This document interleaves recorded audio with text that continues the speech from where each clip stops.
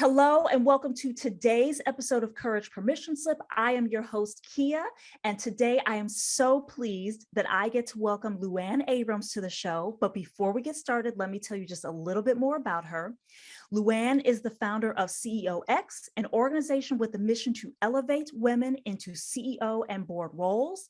She is also the founding board member of Strengthening Central Oregon Political Action Committee with the mission of recruiting and supporting underrepresented individuals to run for political office.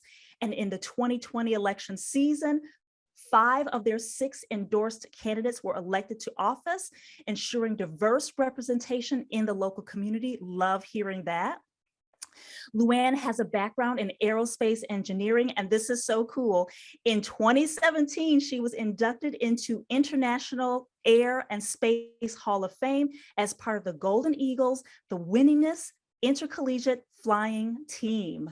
Welcome to the show, Luann. Thank you. Thanks for having me. I'm really excited to have a conversation with you. I am excited too. And now my background is not in aerospace engineering, but as a fellow airplane nerd, looking at that, I was like, oh my God, that's so amazing. It's a fun, very small claim to fame, but I like to throw it out there every once in a while. Yeah, well, it's a great icebreaker, great conversation starter. Oh, by the way, did you know? Yes. But Luann, really, I mean, just in our conversations before this and preparing for this conversation, the bulk of your career, I noticed, was in aerospace engineering, but then you shifted into venture capital and then obviously into founding CEOX. And I'm just really interested to hear what drove that shift after spending so much time in the aerospace industry and then moving into the sectors that you're in right now. What inspired that? Yeah, well, I think if you look through my career, you'll see 2 common threads. One, working in male-dominated industries, and the second, working at startups. So that the aircraft company I was at was a startup, and I was one of the very early employees. We were working out of a double wide trailer at the airport when I started. Wow. And we grew to over 600 employees and ended up exiting to Cessna Aircraft. So I really got to experience the whole startup thing, from early days to growth to exit. And that shifted then when, after that exit, and then the Cessna Aircraft moved production out of our area, I was not going to follow that. I was asked to run this small accelerator here in Bend and raise this fund to accompany it. So it was really, I think, network that got me that role. But I realized it's working with startups, and I've had that startup experience. And so it really made sense. And of course, VC being another male-dominated industry. Yeah. And after my experiences with issues all through my career, and then working in VC and seeing how broken it is for women, that's ultimately what led me to start CEOX and become an entrepreneur myself. Thank you for sharing that. And thank you for taking us on that journey. And I feel like it's such a, common knowledge of what's broken in the venture capital industry, just as you've seen all the women that are entering the marketplace, like Serena Williams just launched her VC, Arlen, who has Backstage Capital. I may have that name wrong, but you see women, and especially women from underrepresented groups, starting this up too, to create those opportunities. But can you identify any particular egregious things that you noticed happening in VC that pushed you into CEOX, or that really, kind of was like that igniting switch for you? Well, how long do we have? So I really think there's 3 things, major things that are broken in VC for women. There are not enough women at funds directing where money is invested. Sure. Mm-hmm. That leads to the second thing, which is women are not being invested in. Mm-hmm. I think we were at about 2.8% of the capital was going to women prior to the pandemic, and now it's back down to 2.2%. It's appallingly small. Wow. Appalling. Wow.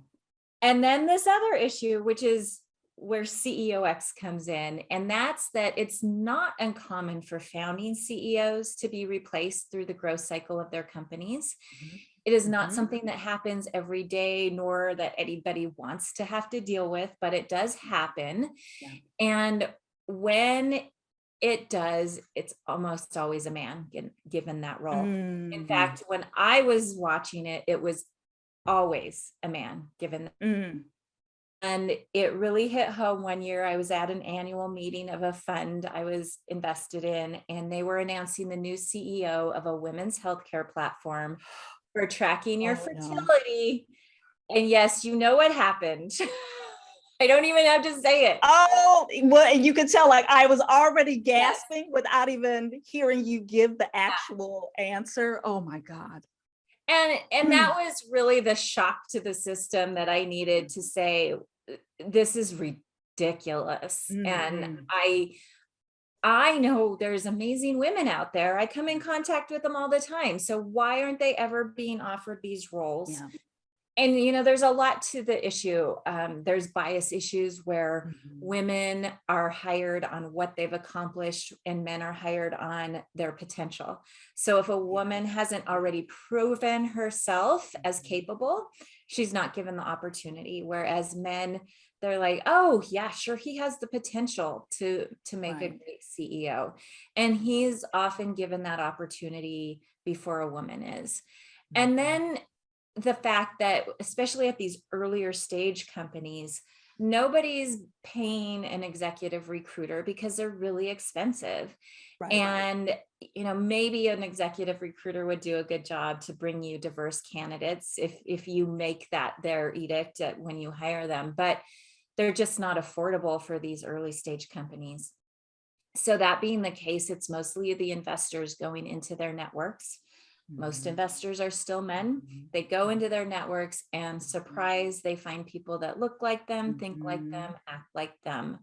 So I really wanted to create a resource so that when these VCs or individual companies are looking for a new CEO, they have a place to go to ensure they're talking to women, and they're high level executive women that really can come in and lead these companies. And quite frankly, when you talk to these women, you realize that in fact they are qualified and they are then being hired.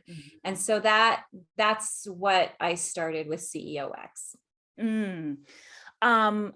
So I'm sad that was the thing that drove you to start, but I'm also glad because now you can be on the front lines of putting women in these roles, or just in the, you know, on the slate to be considered, right? I mean, like just being able to get on the field, right? I mean, that's a big win in and of itself. So I'm really, I personally am inspired by that. And I'm glad to hear that, that you are out here leading the charge, and, you know, and you yourself have the background to do that and to prove that. So thank you for that. Thank you. That makes me feel good. It helps to have kudos when you're going through the, you know, day-to-day struggles of everything. Yes, I hear that.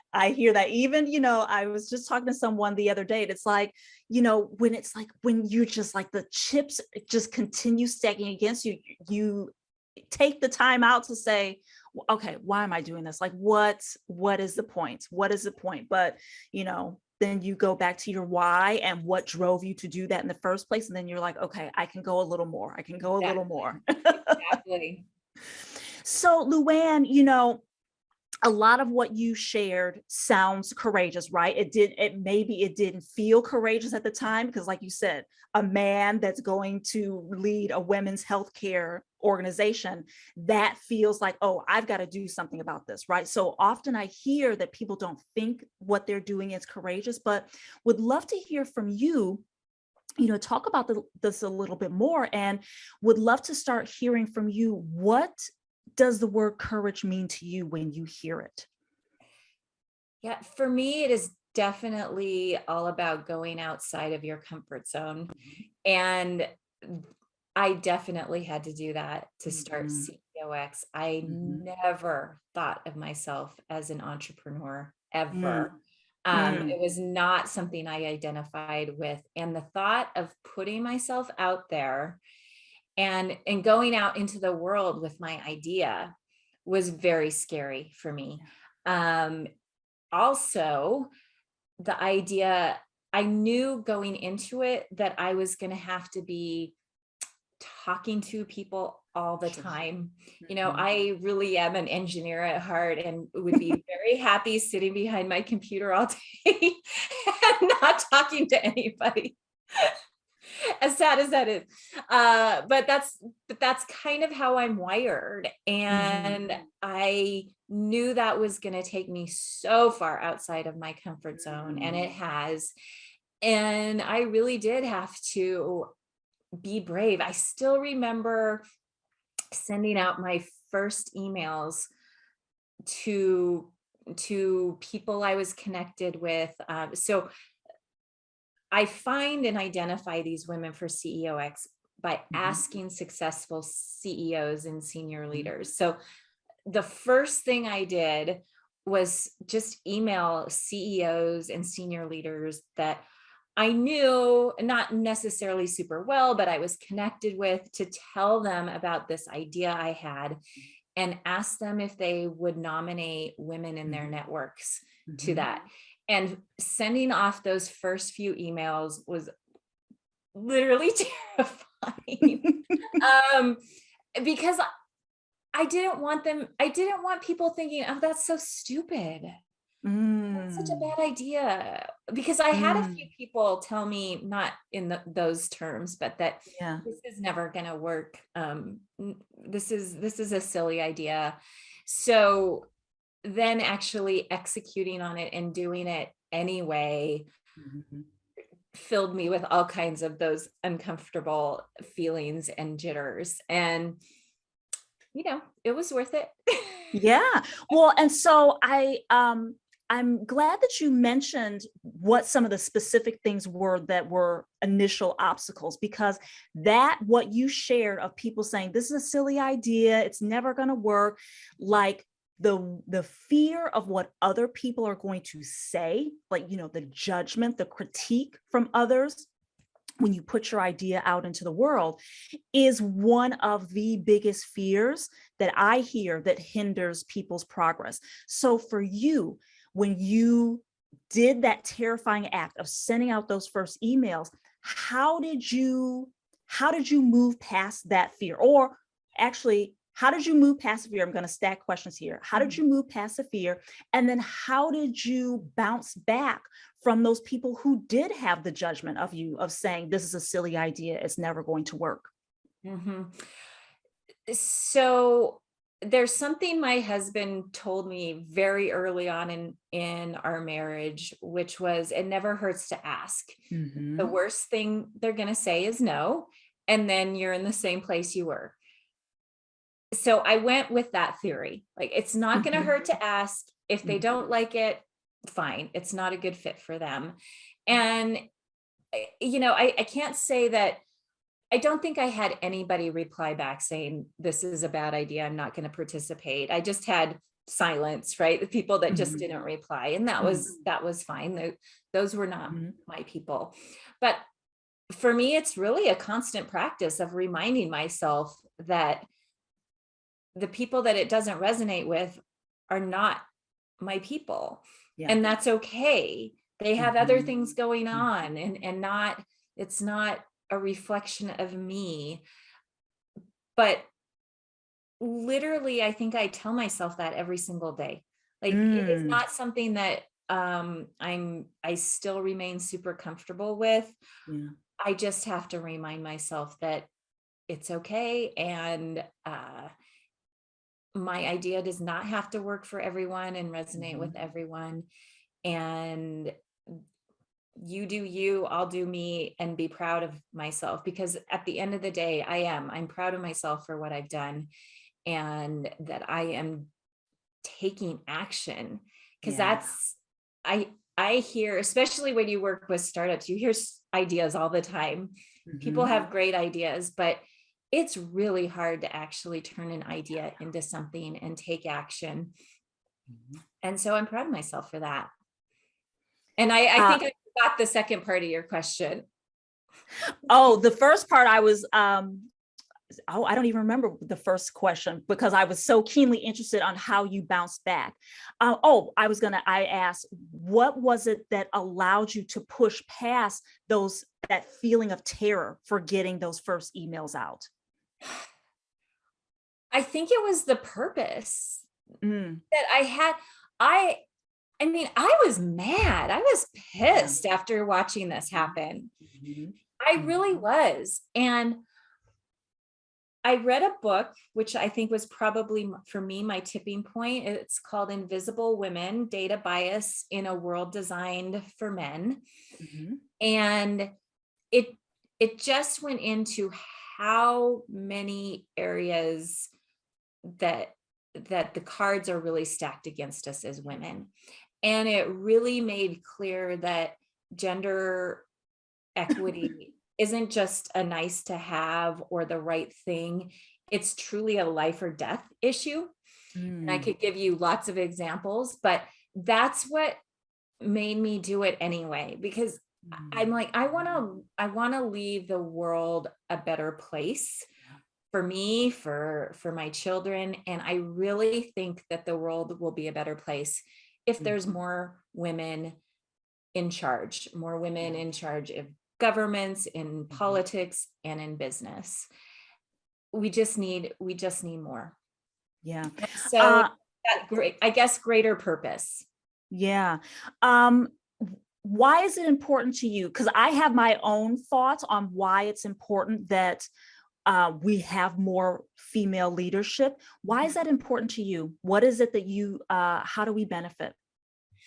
So from an economic standpoint, women-led companies grow faster, generate more revenue, use invested dollars to better effect, exit about a year faster than male-led companies. So those are your economics. Those are just pure dollar signs, why it's important.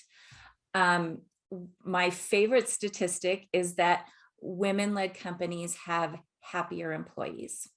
So I think of how the world would be better if we had more happy people at work. And I think that's significant. And if we look through how crises in countries were handled, there's lots of data showing that women-led countries performed better, handled the crisis situation better. And today I'm reflecting on war with what's happening in Ukraine. How many women have started wars? I'm sure there are some if we go back into history, but in general, women are the peacemakers. And I really think women should be leading countries, leading communities for that reason. Keeping the peace, knowing the value of life, of our citizens. It's huge. Like, it's just, it keeps going. And then, like, more life or death examples that aren't quite as global as World War III. I don't want to go that dark. But I like to talk about the example of cars. Women are more likely to die and be seriously injured in car crashes than men are. And why is that? Because all of the crash testing is done on crash test dummies that are proportioned like men. They did finally start testing smaller men's size, but but they're not proportioned like women. They don't have breasts. They don't have pregnant bellies. Mm-hmm. They don't have muscle mass in the same places. They don't have wider hips. They don't have a torso and leg ratio equivalent to women. It's just a scaled down, lighter version. And it's tested in the passenger seat. Yes. It's not tested in the driver's seat because apparently women don't drive. And I mean, that's appalling too. Yeah. And, I could give you examples in healthcare. Drugs aren't tested on women because we have those pesky menstrual cycles that mess up their results. Women are more likely to die from heart attacks because our symptoms are significantly different. And apparently we can't teach that. It's just, I could tell you example after example after example of why it's life or death. And it has to change. And I just wasn't willing to not be a part of changing it. Yeah. So two things that you mentioned. The first is, the thing that allows you to push past that, the fear and the terror, is connecting with your purpose, right? And that is the one thing that we hear consistently across the board, right? Like no matter what it is that you have a vision to do, that you have a dream to do, that you have a goal for, is when you get off track, right? Just like how we were talking about, when you start to feel like, oh God, this is too much, right? Getting connected with why was I doing this in the first place, right? And that can help you move past anything. It's not going to be easy, but it can help you, traverse that crevice just a little bit easier. But the other thing that you were talking about, just the sheer statistics of how women kind of create these better environments across the board, and just specifically talking about the workplace in particular. The McKinsey report that came out about women at work, and how women who are senior leaders are much better at coaching, providing emotional support during a time where issues with that are off the charts: the burnout, the isolation, the lack of psychological safety. Women statistically can deal with that better. So that's what was on my heart. And then you kind of went there with it. So it's really important. And then, just the different diversity of thought, right? Yes. Diversity of lived experience, right? I remember, so you talk about the car industry. I remember I worked at an internet car company, and mostly male auto dealers and mostly women marketers were in the room. And I remember a car dealer, put his hand on my knee underneath the table, to kind of like sweeten the conversation. I'm like, whoa. And, I'm in my early 20s, right? So I'm like, what do I do? Oh my God. But I still remember that. I remember the room we were in. I remember the hotel we were at. So yes, it's just, we have so much rich experience that we can bring to organizations, to countries, to governments, and create a better experience for everybody because of what we've experienced. I couldn't agree with you more. I had similar experiences too in my aviation days that I so clearly remember and want to go back and relive, because it would be a very different response now that I'm almost 50, if I could say what I know now back then. Yeah. Oh my gosh, Luann. This could be a whole other conversation. Oh my gosh, no kidding. Oh my gosh. So, you talked about how every day you have to push yourself, right? And you've been doing this for a while, but every day you have to push yourself a little bit more. And I'm wondering, now that you've got it started, it's running, you are placing women, there are women that are being nominated pretty regularly. What fears are you facing and having to push through now? Truly, there's still a lot of the same fears. I Mm, don't think, I think I've just come to the conclusion that I'm always there's something in my brain that's a little bit hardwired, and it's going to be there. And so it's really just the ability to put that in perspective, mm, and also know that some days are going to feel better than others for no particular yeah, reason. yep, yep, My husband and I have been talking about that a lot lately, like why some days we wake up and we're energized and we have these great days, and others we wake up and we're like, oh, this is so hard. Why are we doing this? And we can't trace it back to anything. We want to like figure it out because we're the figure it out kind of yeah, people. Um, so for me, it's acceptance, I think, a bit of mm, acceptance of it's going to feel yeah, a little bit wavy. Some days I'm going mhm, to be on top of it, and some days I'm not. And that's okay. And then I'm I'm a very tactical person, so I don't like to talk about things in generalities. I'm like, okay, what do I do about it? So there's a few things that I've done. yeah, So one is manage my calendar better. mm, I I have a calendar reminder once a week to look ahead in my calendar, and if there's any days that have more than 5 meetings scheduled, I schedule out the rest of the time so I can't have any more meetings booked. And that's simply because 5 is kind of my max. I've mhm, determined. I've mhm, had many days where I had 8 or 9 or 10 meetings, and I was so miserable by the end of the yeah, day yeah, that and obviously took me a while to kind of figure all these things out, but but figuring those things out that you need to be to maintain your mental health is really important.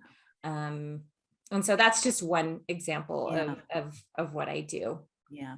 Well, and that self-awareness is key, right? Like you knowing, okay, 5 meetings is my max, right? And so and yes, that feels really tactical and very like specific, but knowing that and acting accordingly can make a huge difference in so many other areas, like you said, with your mental health, with feeling like, okay, I'm a competent person because I can put some boundaries around my day and my week so that I can get other things done, so I can be productive in other ways and impactful in other ways. So, really what I take away from that, Luann, is the importance of that self-awareness, right? And just a little bit of looking ahead, but not looking ahead in terms of like, losing yourself in the present, but looking ahead to say, what do I need to do to set myself up for success in the day ahead or the week ahead, etc.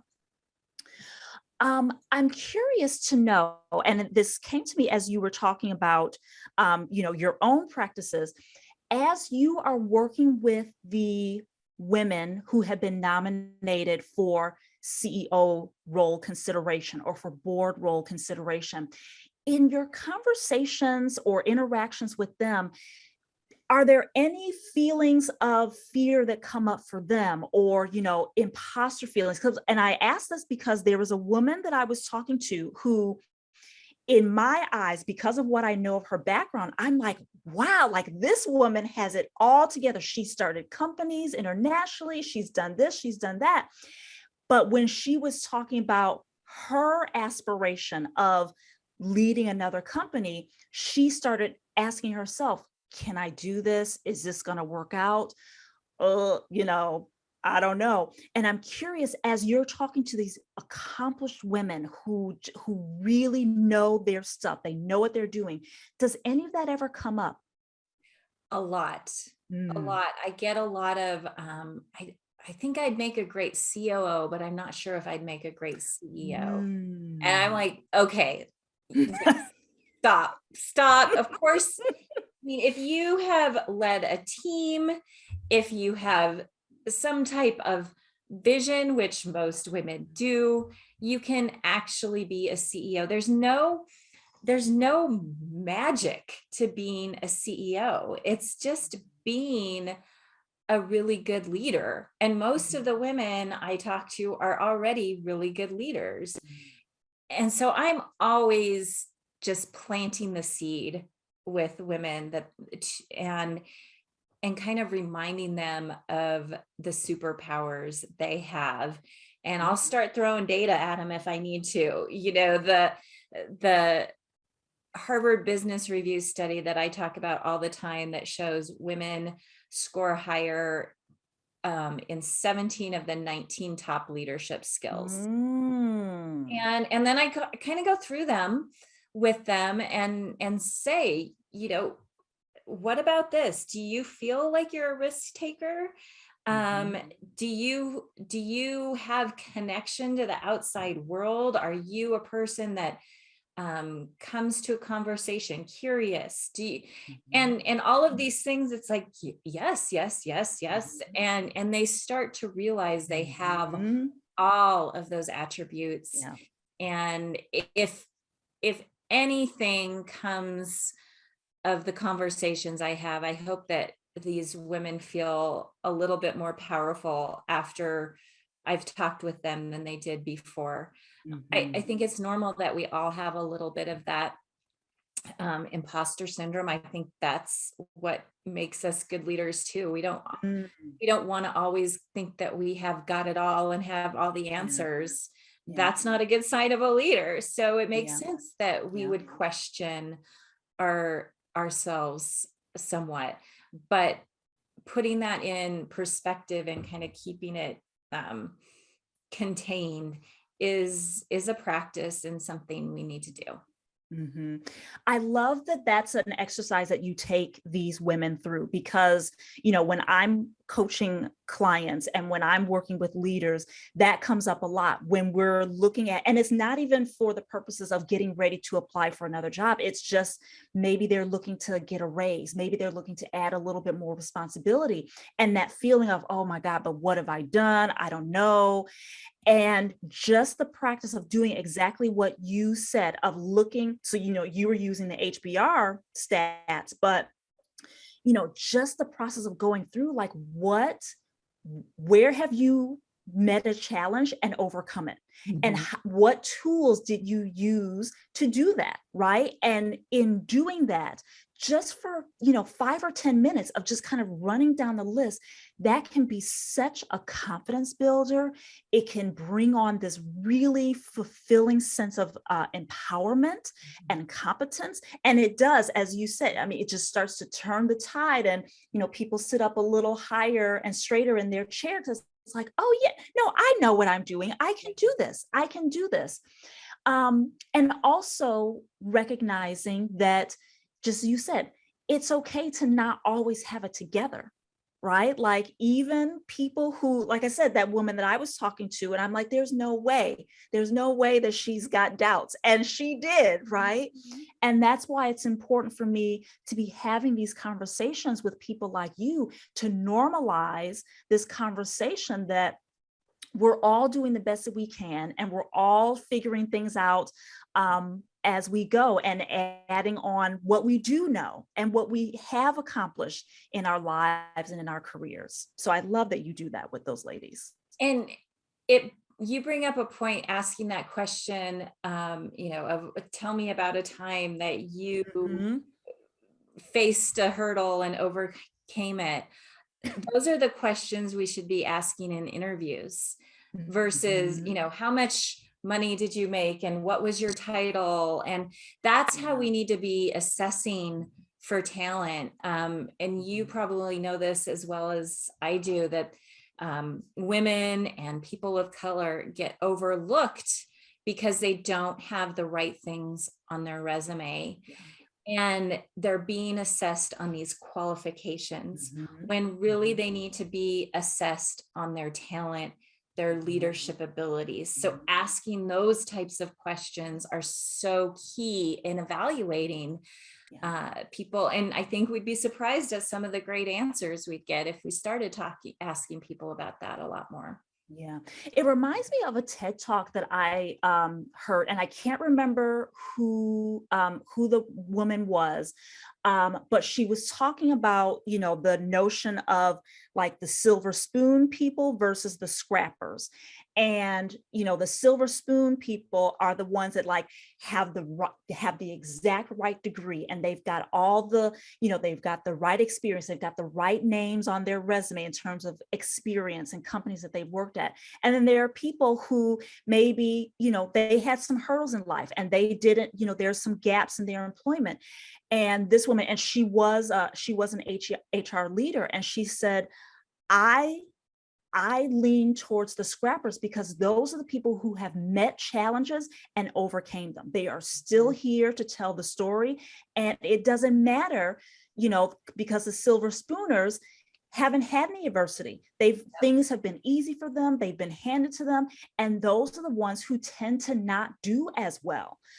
So I think about that a lot, and how much can be gathered when you do those deeper, more introspective, more psychographic question and answer conversations to really hear, like, what are people made of on the inside, right? Like, what's beyond the really nice title and the really nice degree and the really nice university that they went to? What's behind that? Yep. Yeah. And, there's no correlation between having a Harvard degree and being a successful CEO. There's no correlation between being confident and being a successful CEO. And yet those are things that are hired on all the time. Oh, that confident guy over there from Harvard, he's going to be great. And maybe he will, but let's dig a little deeper, because it's not a given. Yes, absolutely. So, Luann, you talked about some of the things that you're asking for in these conversations with women, and things that you're, checking the box on in terms of leadership qualities. What for you, or to you, is your number one desired leadership skill? I think it's learning mindset, because it leads into so many other things. So one, if you have a learning mindset, it means you're not full of ego, right? You're coming into a situation thinking, I have something to learn here. I don't know it all. And that's going to make you more open to solutions that you haven't thought of. It's going to make your team feel more valued, because you're not coming in telling them what to do any longer. You're coming in saying, let's explore this and this. And what do you have for me? What are your thoughts on that? Or you take that and run with it. I think that's a good idea, but we don't know for sure. So let's explore it. That in turn makes people feel valued, makes employees feel valued, i.e. happier employees. And I don't know what society is going to look like if we have lots of happy employees. I think it's going to be better. So I think the curiosity, the learning mindset, and really just translating that outside of work into being a good citizen and a good friend, is being open to learning and maybe questioning all the things you thought were right is really key to growing as a human being. One of my favorite coaching prompts along the lines of what you just shared there is, what else could be true? Because when we approach situations, solving problems with this, like, no, this is the way that it has to be done. This is the way that I'm going to achieve this goal. And we all know that there are a million ways to achieve the goal, right? But we get so locked into our routines, and and then we're using a little dash of what society says is the right thing to do. And then we're using a little dash of like, oh, but I wonder what other people are going to say. But, thinking along that line of what else could be true here? Like what else could be possible for this situation? And I think having that learning or that growth mindset can really help, if nothing else, to make it easier, to make it feel easier, right? To, because I think we make things hard for ourselves. more often than we need to, but that learning mindset that, oh, there could be a couple different things that are true here, can bring down the stress levels a little bit. Yeah, that's a great Does that prompt. I resonate? will be using that in my own self-reflection practice here. Awesome. You walk away with something. Yes. Oh my gosh. Luann, you have shared so many really wonderful gems and insights here. But I want to bottom line this, because there is someone who is listening to us or watching us have this conversation, and they might be thinking, that's great, but that doesn't apply to my goal. That doesn't apply to my vision. And so for that person that has a goal or a vision or an idea even on their heart, but they're not moving forward because the fear and the limiting beliefs are too important, what is your guidance of one or two things that they can do to move the ball forward? For me, it's breaking it down into small steps and taking one tiny step. That's all it needs to be. For me, it was sending out 5 emails to these people that I was asking something like, okay, I can handle sending out 5 emails. It was putting up a website. Two things. They didn't take me a lot of time. And that was the start. The other thing was I gave myself permission to start slow.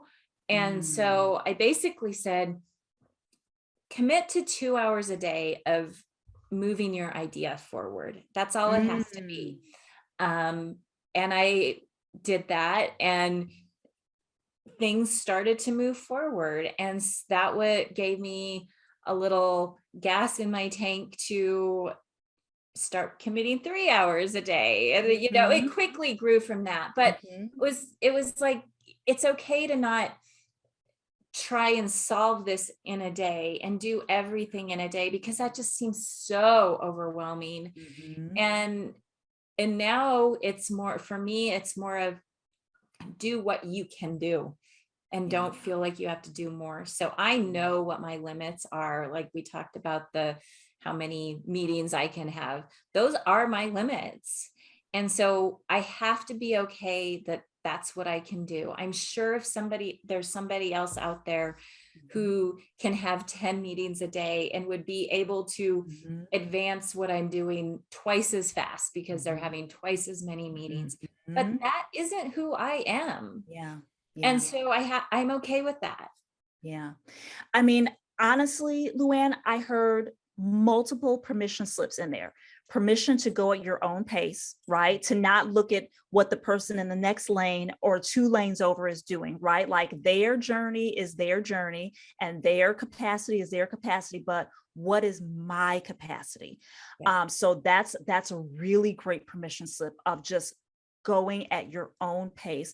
But then also what you said about permission to not try to take everything on at once, right? Permission to break it down. Like what are 2 hours that I can spend on doing this? What's one little step that I can take to get closer to this bigger vision that I have for myself? And in fact, I was just kind of saying this to myself earlier today, just as, some self-coaching, some self-checking in, because it's like, okay, I always tend to want to go big with the things that I want to do.